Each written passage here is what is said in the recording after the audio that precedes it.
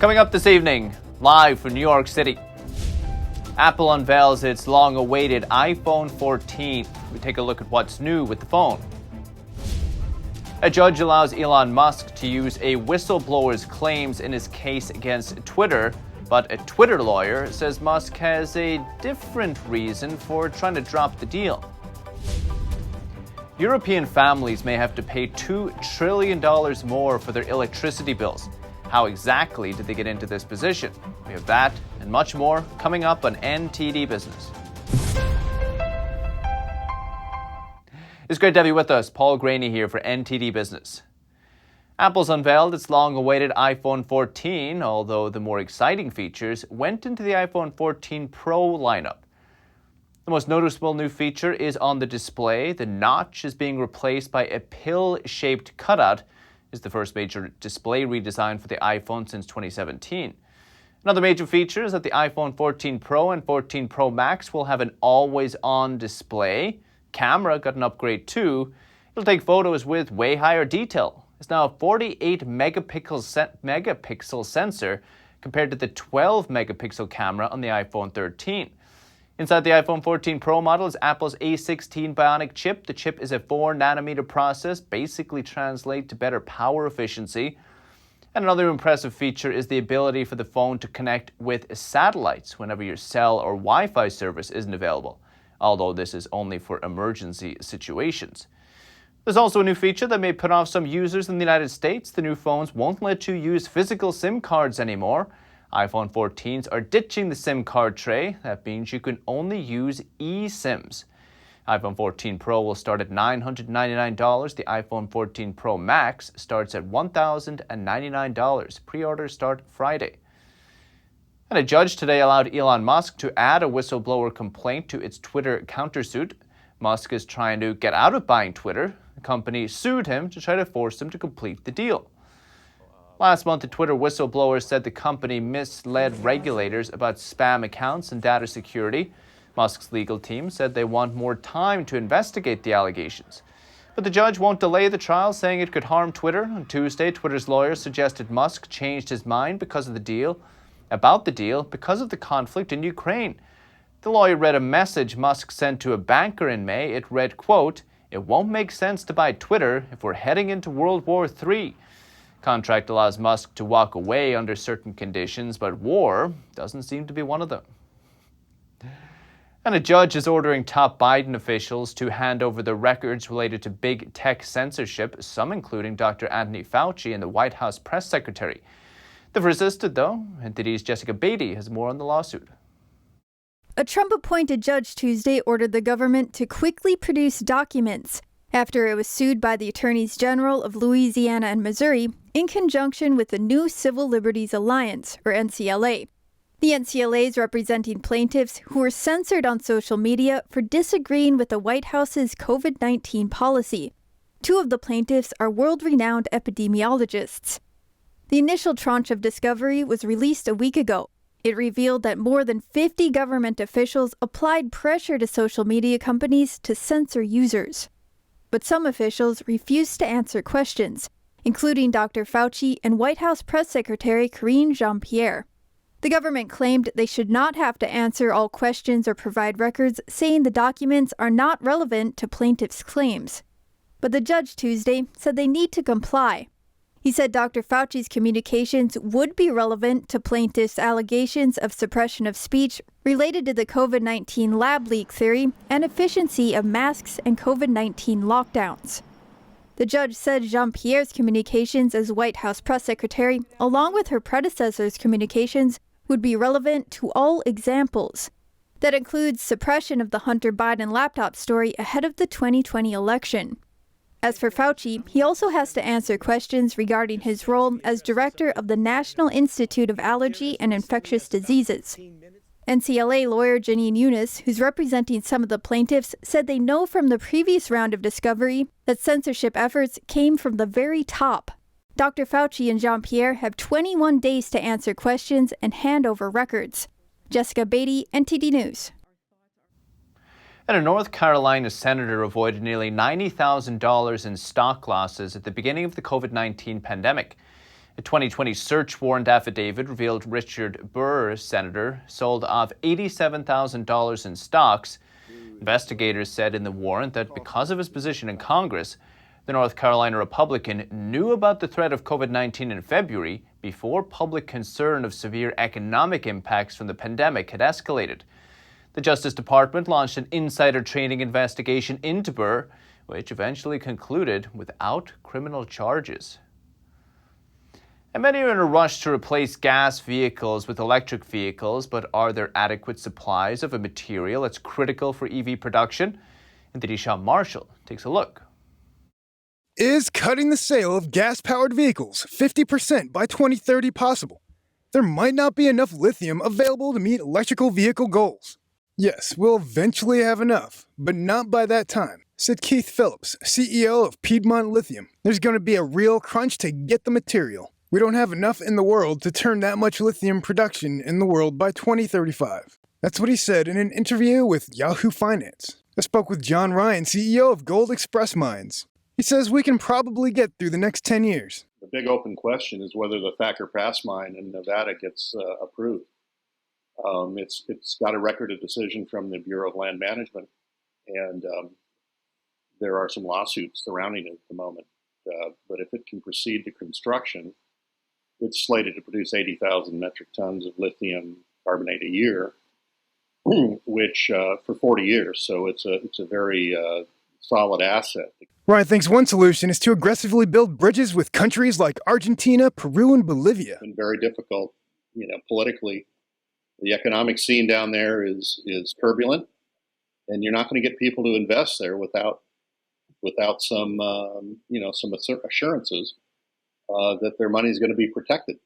Argentina, is better, but has a history of monetary default and so on and so forth. It's a volatile place. There are alternatives to lithium on the horizon, but still not viable replacements, like salt, magnesium, seawater glass, fuel cells, and liquid batteries. Each has its own drawbacks. One of the most promising lithium replacements available now, which doesn't require destructive mining, is iron flow batteries. Although too big for vehicles, they're more applicable for grid usage like charging stations and companies needing autonomy from the local area's electrical grid. Sean Marshall, NTD News. And stock indexes rallied today, giving some respite to investors after a recent sell-off.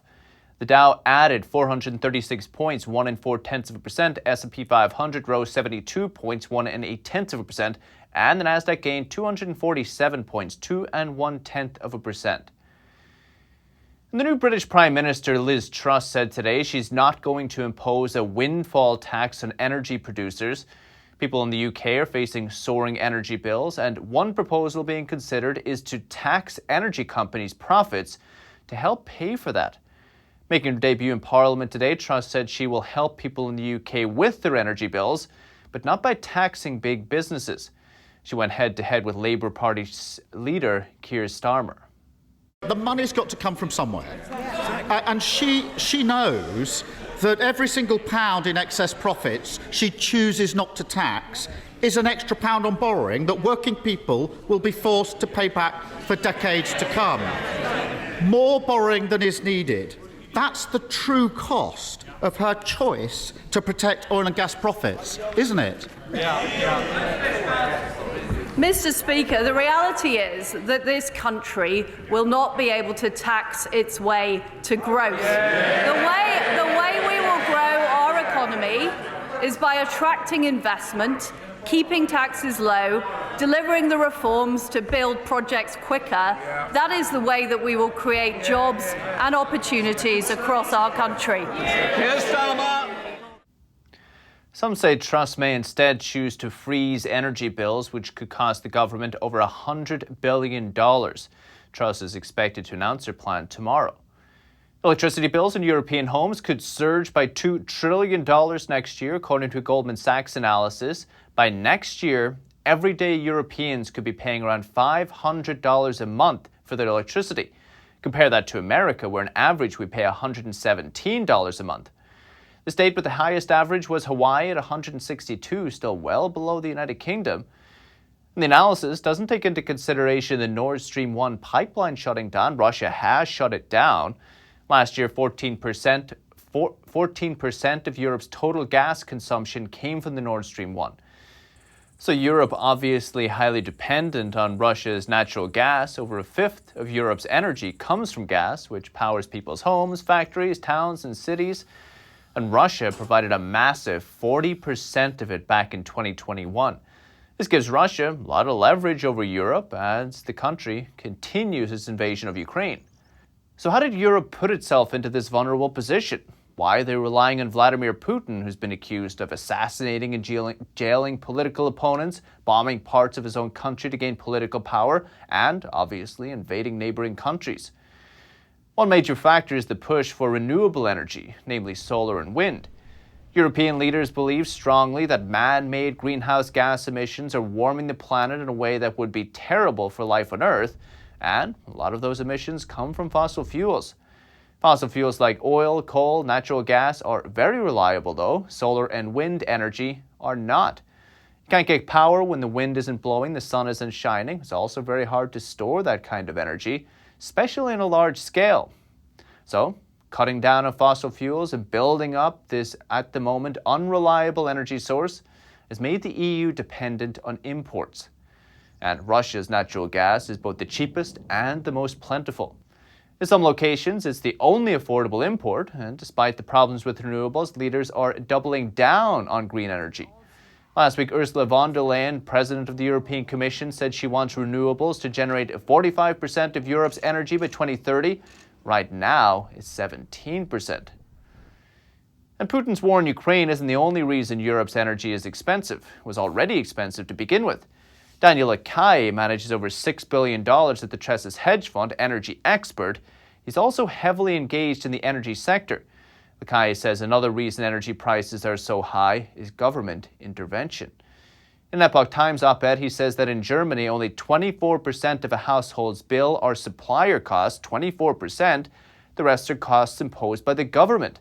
This includes grid charges, a renewable energy surtax, a sales tax, an electricity tax, a concession levy, an offshore liability levy, a surcharge for combined heat and power plants, and a levy for industry rebate on grid fees. Lacaille believes the government should stop intervening in the markets because that's why energy is so expensive in the first place.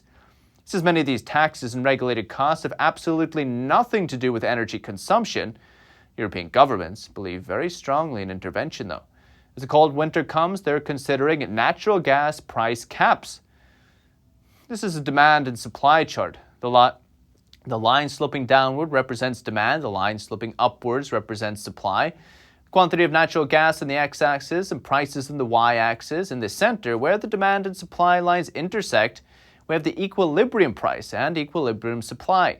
This is where the amount people demand is exactly the same as the amount companies are supplying, and in a free market that has no government intervention, we generally move toward the equilibrium, which is where we want to be.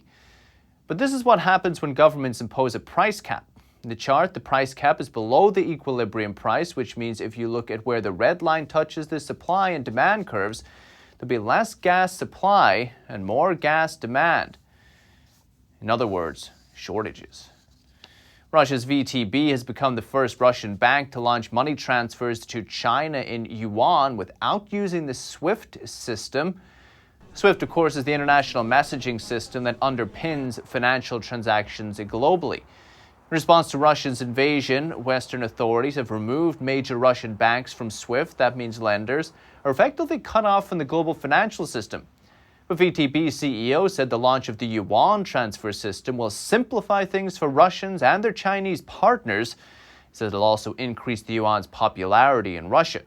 Russia's largest lender Tuesday said it had already started lending in Chinese currency. And here to talk to NTD's Don Ma about the Russian bank bypassing SWIFT is Bart Kohler. He's a certified professional in the payments industry and also the chief revenue officer at credit card payment processing platform Paynuity. Bart, pleasure having you on today. Now, just first off, just so that everybody is on the same page, just very briefly explain for us, what is SWIFT? What does it do? SWIFT is it's a money transferring system. It's a secure wire international transfer system that's participated by 200 countries. and it allows people to flow money in and out. It also uses AML, anti-money laundering rules, along with KYC, know your customer rules. So news is that Russian bank VTB said it was able to launch money transfers to China in Yuan, right, without using the international messaging system. Explain to us, what does that mean? Well, it means several things, but for the sake of this conversation, it's bypassing some of the rules that are used with anti-money laundering rules and KYC, know your customer rules. So it's a very dangerous place for us to be in at this time because we don't know how that money's flowing, how it's being used. We can suspect that those monies are being transferred into the Chinese yuan, and then they're taking that, transferring it into another currency, and then ordering products that are being shipped in from China. So they're completely circumventing the system. And how should we feel about this, the U.S., the West?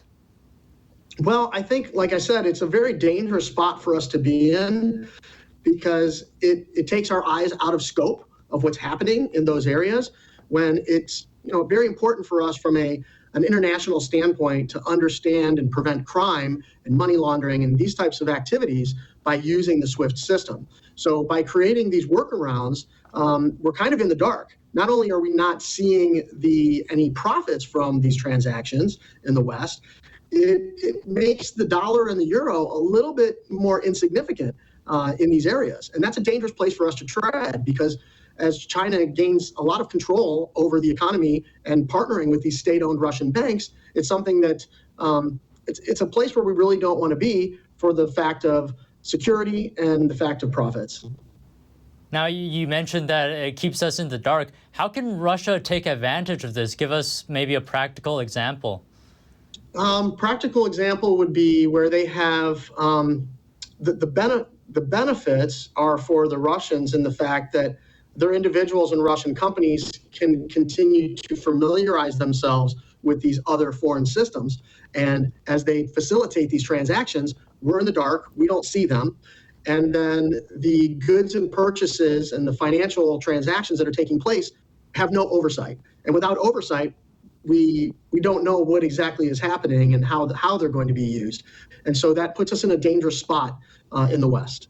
And it sort of sets a precedent, right? Because other countries are going to look at this and say, maybe we can do the same thing. Exactly. Yeah, it doesn't paint a very good picture for the euro and the dollar. And it creates, a necessary argument for, do we really need them in these certain parts of the world? And if we start to separate what we've already done to become more of a globalist economy and make things a little smoother and easier and safer, this is something where that's a reverse effect. All right. Thank you, Bart Kohler, Chief Revenue Officer, Paynuity. Appreciate you coming on today. Thank you very much. And still to come. Stay with us. Kim Kardashian is announcing a new gig, not in clothing or cosmetics, but on Wall Street. And a boy who went viral for his love of corn gets a new title in South Dakota. We have that and much more coming up on NTD Business.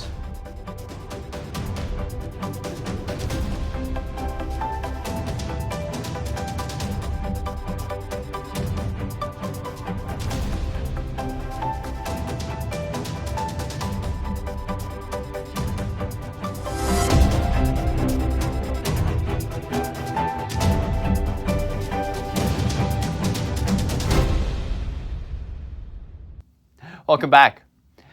Kim Kardashian has a new gig, Wall Street investor. She's partnering with Jay Sammons, a former executive at the Carlyle Group, to launch Sky Partners. The new investment firm will invest in fast-growing businesses across several sectors, including hospitality, media, and consumer products. The fund hasn't started raising money just yet. The duo says it will make both control and minority investments in companies. Salmon just left Carlyle this summer following a 16-year stint, during which he invested in several well-known brands. Kardashian started Skims. It's an apparel business that's valued at about $3 billion that was following a fresh round of fundraising earlier this year. Forbes reported last year that Kardashian officially became a billionaire thanks to Skims and her makeup line, KKW Beauty. And in sports news, two major items from basketball legend Michael Jordan are up for auction, and one of them is the most expensive Michael Jordan item to come to market. This is really one of the most iconic Michael Jordan jerseys that a collector could have. So this is the 1998 NBA Finals jersey from Game 1 of the Last Dance Finals. So when you think about Michael Jordan contests and kind of the heat of that moment, the 1998 NBA Finals going into Utah in what was ultimately actually still to this day the most viewed NBA Finals contest. Bidding opened on Tuesday and will go through September 15th on Sotheby's website. It's estimated to fetch $3 million to $5 million. The bid on Tuesday morning was $2.75 million. If it breaks $3.7 million, it'll be the most expensive basketball jersey ever sold at auction. Meanwhile, Bonham's plans to auction a pair of tickets to Michael Jordan's NBA debut in 1984. They're expected to fetch $200,000 to $300,000. Jordan, aged 21 at the time, played his first game as member of the Chicago Bulls at Chicago Stadium October 22nd, 1984. The Bonham's auction runs from September 19th to the 29th.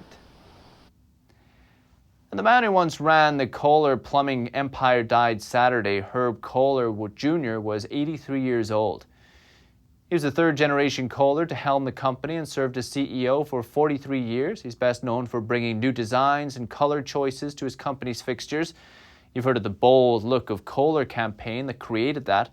It's been around for so long now, colors like avocado green and harvest gold were introduced under the banner. Kohler was generating $6 billion in revenue when he stepped down in 2015, up from $133 million when he started. Residents of his native Wisconsin also know Kohler for his 5-star American Club Resort and 4 golf courses in the state, RIP. And in New York City, one of the latest additions to the skyline is a building holding the title of most slender skyscraper in the world. The tower is so thin that measures had to be taken to ensure it would withstand strong winds. NTD's Andrew Thomas reports. Steinway Tower in New York City is claimed to be the skinniest in the world. Greg Pasquarelli was the lead architect. Slenderness ratio is the width versus the height. So anytime it's 1 to 10 or more, that's considered a slender building.